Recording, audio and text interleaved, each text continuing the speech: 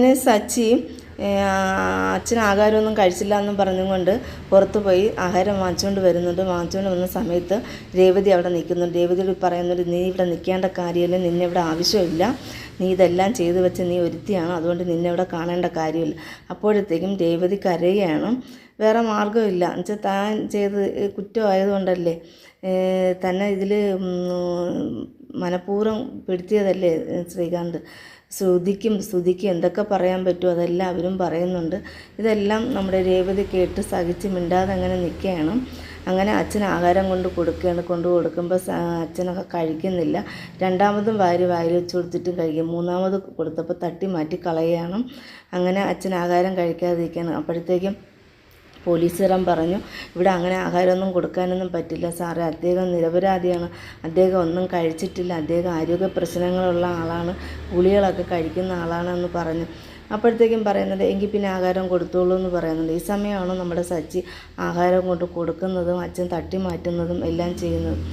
ഇത് കണ്ട് രേവതി അങ്ങനെ നന്നായിട്ട് കരഞ്ഞ് വിഷമിച്ച് നിൽക്കുന്ന സമയത്തും അപ്പോഴത്തേക്കും അമ്മ പറയുന്നുണ്ട്, മോനെ നീ എങ്ങനെയെങ്കിലും അച്ഛന് ആഹാരം കൊടുക്കുക, അച്ഛന് സുഖമില്ലാത്തതാണ്, എങ്ങനെയെങ്കിലും ആഹാരം കൊടുത്ത് എന്ന് പറയുന്നുണ്ട്, അമ്മ അങ്ങ് വീട്ടിൽ പൊയ്ക്കോ, ശ്രുതിയും വീട്ടിൽ പൊയ്ക്കോ, ഞാൻ ഇവിടെ ഉണ്ടല്ലോ, ഞാൻ അച്ഛനെ എങ്ങനെയെങ്കിലും കൊണ്ടുവരാം. നിങ്ങൾ അപ്പോൾ പറയും, ഇല്ല, ഞങ്ങൾ തമ്മിൽ എപ്പോഴും അങ്ങോട്ടും ഇങ്ങോട്ടും വഴക്കും പിണക്കുവാണെങ്കിൽ എനിക്ക് അദ്ദേഹം ഇല്ലാതെ ഒരു നിമിഷം പോലും വീട്ടിലോട്ട് പോകാൻ പറ്റില്ല. മോനെ നീ എങ്ങനെയെങ്കിലും അച്ഛന് ആഹാരം കൊടുക്കാൻ നോക്കുക, അദ്ദേഹത്തിന് സുഖമില്ലാത്തതാണ് എന്ന് പറഞ്ഞ് നമ്മുടെ ചന്ദ്രമതി കരച്ചിലാണ്. എന്നുവെച്ചാൽ ചന്ദ്രമതിക്ക് രവീന്ദ്രൻ സ്റ്റേഷനിൽ അതിയായ വിഷമവും കാണിക്കുന്ന ഒരു ഇതാണ്. അപ്പോഴത്തേക്കും പറയും, ഇവൾ ഒരുത്തി നിമിത്തമാണ് എൻ്റെ വീട്ടിൽ കാല് വെച്ച് കയറി അന്ന് തുടങ്ങിയ നാശമാണ്. അദ്ദേഹം എന്തുമാത്രം ഇവളെ സ്നേഹിച്ചതാണ്, ബഹുമാനിച്ചതാണ് ഇവളെ വീട്ടുകാർ ചെയ്ത്. അതിന് ബദലായിട്ട് ഇവൾ എന്തെല്ലാം നമുക്ക് ചെയ്തെന്ന്, ഇവൾ ഒരുത്തി നിമിത്തമാണ് ഞങ്ങൾ ഇപ്പം ഈ സ്റ്റേഷനിൽ കയറി ഇറങ്ങാനുള്ള കാര്യമായതെന്നും പറഞ്ഞുകൊണ്ട് കരച്ചിലാണ് നമ്മുടെ ചന്ദ്രമതി.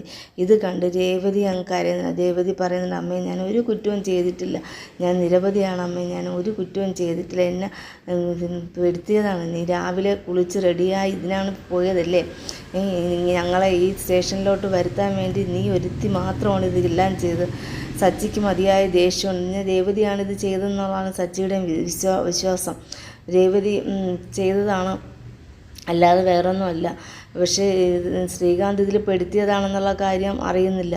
എത്ര രേവതി പറഞ്ഞിട്ടും വിശ്വസിക്കുന്നില്ല. അങ്ങനെ രേവതിക്ക് അതിയായ വിഷമമുണ്ട്, എന്ത് ചെയ്യാൻ. അങ്ങനെ വർഷയും ശ്രീകാന്തും രാത്രി ഉറങ്ങാൻ വേണ്ടി പോവുകയാണ്. അങ്ങനെ ഉറങ്ങാൻ വേണ്ടി പോകുമ്പോൾ ശ്രീകാന്ത് വിചാരിക്കുന്നുണ്ട്, എങ്കിൽ പിന്നെ മൊബൈലൊന്ന് ഓണാക്കി വെക്കുക, ഇപ്പോൾ എല്ലാവരും ഉറക്കമായിരിക്കും. അങ്ങനെ മൊബൈൽ ഓണാക്കിയപ്പോൾ പെട്ടെന്ന് മെസ്സേജുകളുടെ ഒരു കൂറ്റം പട പോലെ വരുന്നു. നോക്കിയപ്പോൾ ഉണ്ട് എല്ലാം രേവതി അയച്ചേക്കണ മെസ്സേജ്, എത്രയും പെട്ടെന്ന് വരണം, അച്ഛൻ സ്റ്റേഷനിലാണ്, നീ ഞങ്ങളെ പെടുത്തിയതാണെന്ന് പറഞ്ഞു. ഇത് കണ്ടതും വർഷയെ വിളിക്കുന്നു. വർഷ ഭയങ്കര ഉറക്കമാണ്. വർഷയെ വിളിക്കുന്നുണ്ട്, വർഷ എണീക്കും. ഞങ്ങളുടെ അച്ഛൻ സ്റ്റേഷനിലാണ്, നിൻ്റെ അച്ഛനും അമ്മയും പരാതി കൊടുത്ത് അച്ഛനും അമ്മയും സ്റ്റേഷനിലാണ്, അതുകൊണ്ട് എത്രയും പെട്ടെന്ന്. അങ്ങനെ വർഷയും ശ്രീകാന്തും കൂടെ സ്റ്റേഷനിലോട്ട് വരുന്നുണ്ട്. അതിന് മുന്നേ തന്നെ നമ്മുടെ രേവതിയെ വിളിക്കുന്നുണ്ട് ശ്രീകാന്ത്. രേവതിയെ വിളിച്ചിട്ട് പറയുന്നുണ്ട്, ചേച്ചി എന്താണെന്നൊക്കെ ചേട്ടത്തിയമ്മ എന്താണെന്ന് ചോദിക്കുമ്പോൾ, എടാ നീ ചതിയ വഞ്ചക, നീ ഒരുത്ത നിമിത്തമാണ് ഞാൻ ഇങ്ങനെ ആയിപ്പോയത്, എന്നെ ഇങ്ങനെ ആക്കിയത്. സച്ചിയേട്ടൻ എന്നെ ഇവിടെ നിന്ന് പൊരിക്കുകയാണ്, അച്ഛൻ സ്റ്റേഷനിലുള്ളിൽ കിടക്കുകയാണ്, ലോക്കപ്പിലാണ്, നീ വന്നല്ലാതെ വീഴ്ത്തില്ല, നീ എന്തിനാണ് ഞങ്ങളോട് ഇങ്ങനെ ചെയ്തത്, സ്നേഹിച്ചിരുന്നിട്ട് എന്നും പറഞ്ഞുകൊണ്ട് രേവതി പറഞ്ഞ് കരയുന്നുണ്ട്. ഇത് കേട്ട ഉടനെയാണ് വർഷയെ വിളിക്കുന്നുണ്ട്. വർഷയെ വിളിച്ചിട്ട് വർഷയോട് പറയുന്നുണ്ട്, വർഷ ഇങ്ങനെയാണ് കാര്യം, അതുകൊണ്ട് നമുക്ക് എത്രയും പെട്ടെന്ന് പോകാം. അങ്ങനെ വർഷയും ശ്രീകാന്തും കൂടെ സ്റ്റേഷനിലോട്ട് ഓടി വരുന്നുണ്ട്. അപ്പോഴത്തേക്കും പറയുന്നുണ്ട്, ഇത് കണ്ടത് നമ്മുടെ സച്ചി നോക്കി നിൽക്കുകയാണ്. സച്ചി വിലങ്ങനെയും തിലുങ്ങനെയും എവിടെയൊക്കെ അടി കൊടുക്കാൻ പറ്റും അടിയെ കൊടുത്തു. അപ്പോഴത്തേക്കും പോലീസുകാരൻ വന്ന് പറഞ്ഞു, നിങ്ങൾക്ക് ഇവിടെ കയ്യാൻ കളിയൊന്നും പറ്റില്ല എന്ന് പറഞ്ഞു. അപ്പോഴത്തേക്കും പറയുന്നുണ്ട്, ശ്രീകാന്ത് വന്നിട്ടുണ്ട്. അച്ഛൻ വിളിച്ചുകൊണ്ട് ഭയങ്കരമായിട്ട് കരഞ്ഞുകൊണ്ട് വരികയാണ്. അച്ഛൻ സെല്ലിൽ കിടക്കുന്ന അച്ഛനെ ഇങ്ങനെ നോക്കി കരയുന്നുണ്ട് ശ്രീകാന്ത്. അപ്പോഴത്തേക്കും പറയുന്നുണ്ട്, ഇവളൊരുത്തിയാണ് ഇതെല്ലാം. അതിന് മുന്നേ ആണെങ്കിൽ നമ്മുടെ ശ്രീകാന്തിന് വർഷയുടെ അച്ഛനെ അമ്മയും വിളിക്കാൻ പോലീസ് പറയുന്നുണ്ട്. അങ്ങനെ അച്ഛനും അമ്മയും വരുന്നുണ്ട്. ഈ സമയത്ത് വർഷയുടെ അമ്മ കവളത്തൊറ്റൊരടി കൊടുക്കുന്നുണ്ട് വർഷയുടെ മുഖത്ത്. എടി, നിന്നെ വളർത്തി വലുതാക്കി ഇതിന് വേണ്ടിയാണോ?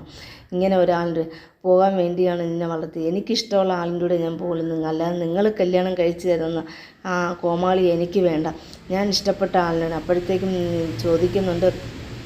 വർഷ ചോദിക്കുന്നുണ്ട്, ഇങ്ങനെ സെല്ലിലിടാൻ പാടില്ല, ഞങ്ങളുടെ ഇഷ്ടപ്രകാരമാണ് ഞങ്ങളിത് ചെയ്തത്, അല്ലാതെ ഈ നിൽക്കുന്നത് എൻ്റെ ഭർത്താവാണ്, എൻ്റെ കഴുത്തിൽ താലി കെട്ടിയ മനുഷ്യനാണ്. എൻ്റെ ഇഷ്ടത്തോടെയാണ് അദ്ദേഹം എന്നെ കല്യാണം കഴിച്ചത്, അല്ലാതെ അദ്ദേഹത്തിന് നിർബന്ധപ്രകാരം ഒന്നും ഞാൻ പോയതല്ല.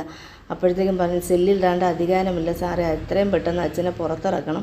അത് പോയിട്ട് ഞങ്ങളുടെ നിയമപ്രകാരം ഞങ്ങൾക്ക് ഇഷ്ടപ്പെട്ടാണ് ഞങ്ങൾ കല്യാണം കഴിച്ചത്, അല്ലാതെ ആരും വെച്ചിട്ടല്ല, ആരും ഞങ്ങളുടെ വിലയ്ക്ക് വെച്ചിട്ടല്ല കല്യാണം കഴിച്ചത്, ഞങ്ങളുടെ ഇഷ്ടപ്രകാരമാണ്.